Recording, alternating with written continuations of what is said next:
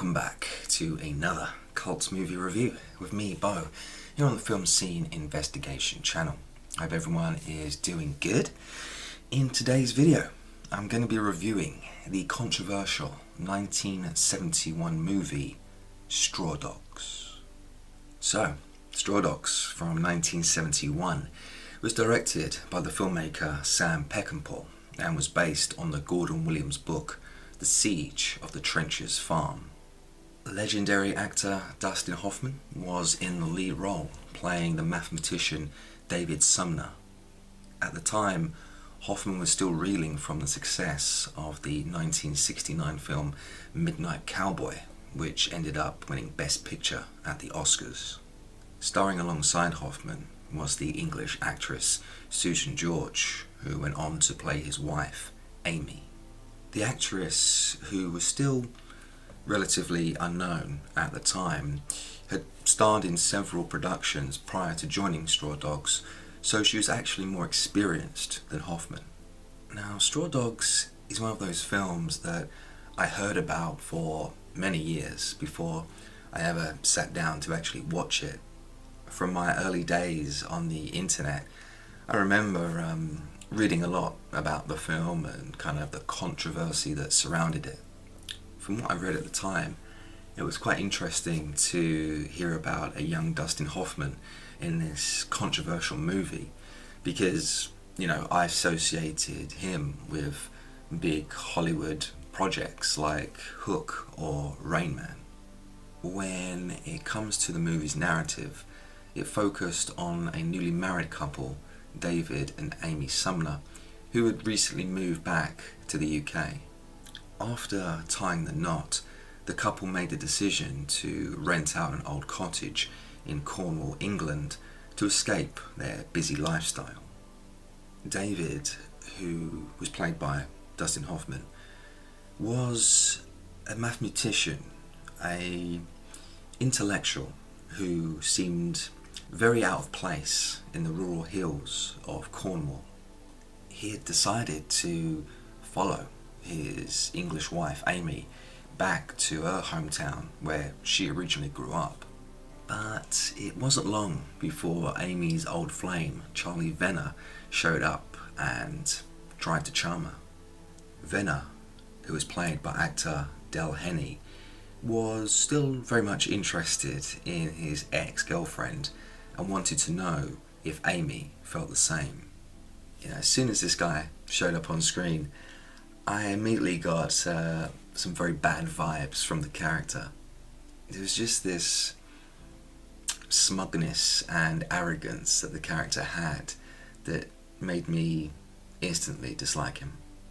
While this can all be put down to some innocent flirtation, the trouble really began when Venner and some other workmen were hired by the couple to repair a damaged roof. As soon as the workmen arrived on the scene, it was very obvious that they didn't really respect David. They saw him as a soft touch, someone that they could manipulate, and in the workmen's eyes, David was an outsider who definitely didn't fit in to their rugged, traditional ways of life. Even though David posed no threat to any of the men, they saw him as this weak little American that they could manipulate at every turn. In the days that followed, Amy's pet cat went missing, and while it was strange that the cat had just randomly disappeared, Amy didn't panic and assumed that the cat would eventually show up. But soon, the couple would end up finding the cat dead and hung in their wardrobe for them to discover. It was a very disturbing and sick, twisted thing to do, but clearly whoever had done that was sending a message to the couple. Now, I'm not really a cat person, I'm more of a dog lover, but still, seeing any kind of animal cruelty in films, it's very kind of off-putting for me. Of course, I appreciate that it wasn't a real cat and, just used for storyline purposes. But Yeah, not big on animal cruelty, so it was pretty difficult to see. Amy, rightfully so, was completely shocked about what she saw and immediately suspected Venner and the workman for being responsible. David, on the other hand, seemed a little more cautious and not so quick to point the finger. Ultimately, the death of the pet cat would lead to a rift between the couple. Amy was certain that Venner was responsible and wanted David to do something about it. But David's apprehension about actually dealing with the situation directly only angered Amy, his wife, because she took his restraint as a weakness. The last part of the film saw David inadvertently run over a man called Henry Niles, a local who was actually being hunted by Venner and the workman. This man, Henry Niles, had a reputation for being a creep and a weirdo, and Venner and the workman were hunting him down because he was suspected of killing a young underage girl. While Amy was very apprehensive about getting involved and just basically wanted to go home and leave Henry by the side of the road, David was adamant that he would take Niles back to the cottage and call for help. This whole situation culminated in a deadly showdown between David and the workman. Venner and the workman showed up. They wanted blood, they wanted Niles, and were not going to take no for an answer. But as time went on, David seemed to go into this manic state, this manic phase where he was just hell-bent on stopping Venner and his men at all costs. It was quite the contrast seeing David, who had been quite passive before, suddenly become completely unhinged. David had enough of being pushed around, and even though it would have been a more safer option to give Niles up to Venner and the workman, David made a stand and risked his life in the process. Now, the home invasion sequence itself was a very violent one, and it featured Sam Peckinpah's signature slow motion style that emphasised the sheer brutality that we saw on screen. Of course, I cannot condone violence, but I will say it was pretty satisfying seeing David use a bear trap to kill Venner. I mean, a very horrible way to go. One of the most controversial aspects of the film was the scene that involved Amy being sexually assaulted. So this scene took place around about the middle of the film, and in context to the story, David had been invited out by some of the workmen to go bird shooting. David, being the normal, pleasant, friendly guy that he was, took the invitation as a sign of friendship. So he went off alone, leaving Amy back at the cottage. While David was alone in a field trying to shoot some birds, Venner showed up at the house and tried to pressurize Amy into sleeping with him. Amy was not interested, and she actively tried to stop Venner, but Venner got physical and things just escalated from there. David wasn't there, he couldn't protect his wife, and Amy was abused by her ex and couldn't do nothing about it. After Venner had finished and had his way with Amy, things then took another ugly turn when one of the other workmen, a guy called Norman Scott, showed up and proceeded to also assault Amy. Now, this whole sequence was very disturbing and very difficult to sit through. What set this whole thing apart, what made it unique, was the ambiguity that the director inserted into the scene.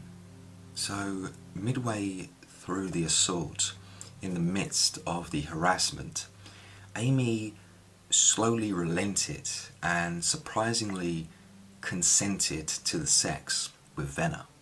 What began as a disturbing act of sexual abuse turned into a sudden moment of passion between the two. Amy looked into the eyes of Venner, and suddenly some sort of attraction blossomed. You know, I must say, I thought it was a very interesting idea for the director to add the ambiguity into the assault, as it did raise questions on the meaning and understanding of consent.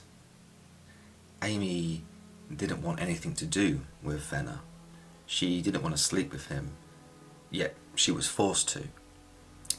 But as things continued, Amy relented, and it was almost like these old feelings that she had for her ex-boyfriend suddenly came back to her. It was definitely a unique thing to see, because obviously when we see, sexual assaults happen in films, it's very simple. You have a victim and you have a predator. But the fact that you had Amy basically consenting midway through the assault, that was definitely something that kind of caught me off guard. I didn't expect to see that. With her then suddenly consenting, it turned the assault into standard sex between two people, thus technically making Amy an adulterer for cheating on her husband knowingly. I must say, when I saw this scene for the first time, I was pretty conflicted by what I saw on screen. Of course, I had sympathy for Amy. I wish David was there to, save the day, but he wasn't. But once Amy consented, I did feel some disdain for the character. She should have continued to kick and scream and fight Venner off, but she ended up lustfully embracing Venner, her rapist ex-boyfriend. And after seeing this sequence play out, I was reminded of an earlier scene in the film where we saw Amy walk past a window completely topless, exposing herself to the workmen. Amy and David were having an argument when she walked upstairs and walked past the window. Watching that whole thing play out, and then obviously knowing what happened later on in the film, I think Amy can be at fault here for purposely enticing the men, giving them false hope that she was attracted to them. Now, in no way did Amy deserve to be brutally assaulted by Venner and the other workmen. Nobody, deserves that, and there's no condoning brutality. But with Amy standing by the window in the earlier scene, half naked, it did set off a chain of events that I feel could have been avoided. It, of course, was a poor decision by Amy. She should never have stood by the window, but, she knew what she was doing. And, it was a mistake, and it needs to be recognised as such. Now, I have to give some credit to the casting director, Miriam Brickman, who made some brilliant casting choices when it came to this movie, Straw Dogs. Dustin Hoffman, playing the geeky soft husband, David, actually felt quite realistic given his size and stature. From his mannerisms to his overall upbeat attitude, David was an outsider and Hoffman played it very convincingly. And the actress Susan George, who played Amy, also proves to be another great casting choice. Susan George was indeed a very attractive woman in real life, so it was believable that her character would attract all kinds of men. The actress brought a real sense of vulnerability to her role, which only added or felt more significant once the character got assaulted. I also thought that both Hoffman and George together had some wonderful on-screen chemistry together. With all the bickering and arguments that the two had, they seemed like a genuine real-life couple, which definitely added more realism to the story. You got a sense that the two characters indeed loved each other, but it was a difficult marriage for both of them to endure. In Saw Dislikes for Straw Dogs from 1971, my main dislike for the film would have to be when Amy took the shotgun and killed the last intruder at the end of the film. We had the showdown in the house, all the intruders had been taken care of, and just when you thought that everything was perfectly fine, suddenly another intruder jumped onto David and was basically trying to kill him. David was completely helpless in that situation and was about to be killed when Amy picked up the shotgun, stood at the top of the stairs and shot the intruder, saving the day. Now, while the scene itself was executed perfectly fine, I did feel that the whole Amy saving the day was a little on the dramatic side. While it acted like a jump scare, I just thought that it really wasn't necessary. At that point, we had already seen this brutal home invasion, with David successfully defending his home, and in my eyes, we had seen enough. I also didn't really believe that Amy had the courage and ability to shoot another person in cold blood. She was this down-to-earth young woman who quite rightly freaked out when she saw her pet cat hung up in her wardrobe. But by the end of the film, suddenly she could handle a gun and she was capable of killing someone. I kind of felt it was a little bit out of character for Amy to suddenly be this heroic figure at the end of the film. And my dislike really comes from the use of the gun. I mean, if Amy had maybe thrown some objects down the stairs or maybe was able to distract the final intruder, then, I could have believed it. But having the Amy character kill another man in cold blood, to me just felt a little bit over the top, and ultimately I kind of wish that was removed from the final cut. And so, ratings for Straw Dogs from 1971. I am going to be rating this movie a solid 6.5 out of 10. Straw Dogs, from the director Sam Peckinpah, was a sad story about a couple whose lives were completely turned upside down once they arrived in Cornwall, England. Their fresh start that they wanted so much turned into a nightmare thanks to the sadistic locals like Charlie Venner. The chaotic fight that happened in the third act was actually all down to David's principles and him standing up against a group of savages that threatened his male ego. The soundtrack by the composer Jerry Fielding, I must say, was a pretty weak effort in my eyes. The music, I felt, was a little too whimsical at times and uninspiring, but what made up for it was the solid visual imagery and the strong acting performances. If you've seen Straw Dogs, this cult classic, before, please let me know your thoughts in the comments section below. For all those out there who have yet to see it, I would definitely recommend it. It's worth your time, and even though it's not, the perfect film, the pros definitely outweigh the cons. And well, that's all from me today, guys. I hope you have enjoyed this review.